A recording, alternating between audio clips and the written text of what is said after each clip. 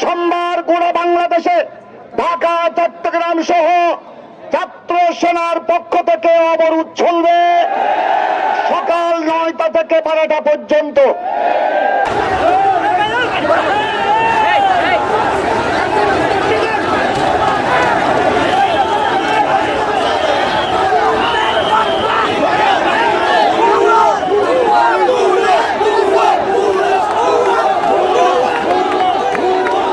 রহমানির রহিম। সম্মানিত উপস্থিতি, সময় খুব কম।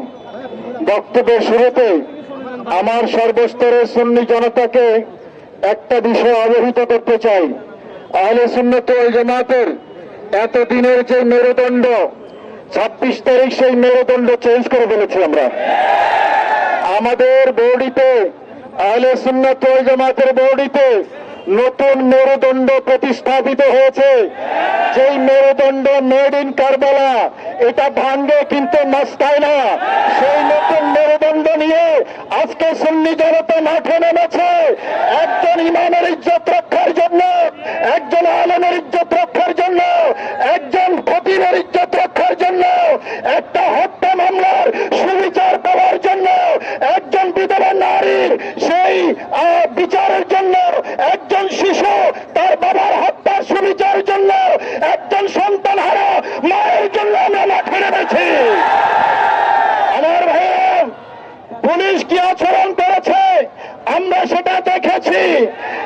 আমরা 5ই আগস্টের আগে সেই যাত্রাবাড়ি থানার যে পুলিশ, সেই পুলিশের আচরণ দেখছি গাজীপুরের পুবাইল থানা পুলিশের মধ্যে। কথা বলেন ঠিক কিনা?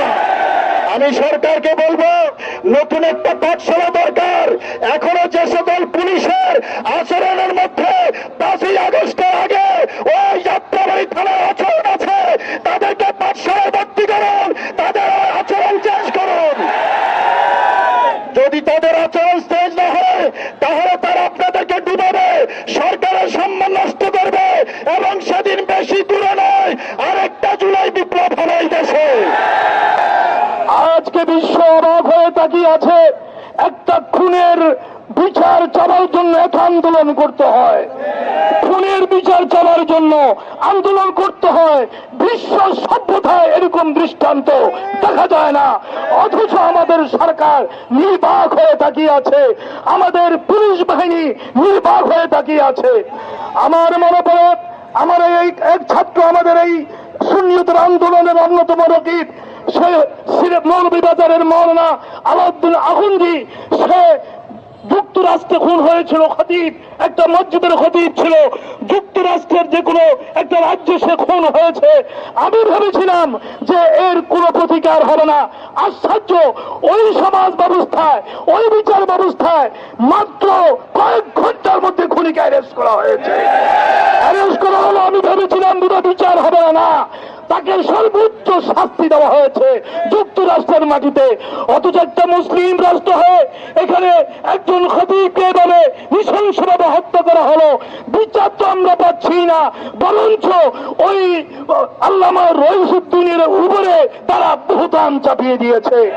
এটাকে তুহমত বলা হবে না, বহুতান চাপিয়ে দিয়েছে। ওরা ওর উপরে অপবাদ চাপিয়ে দিয়েছে। এটা এটা একটা অসভ্যতা, অনৈতিকতা ছাড়া, এটা উপর থেকে সন্ত্রাস ছাড়া আর কিছু হতে পারে না।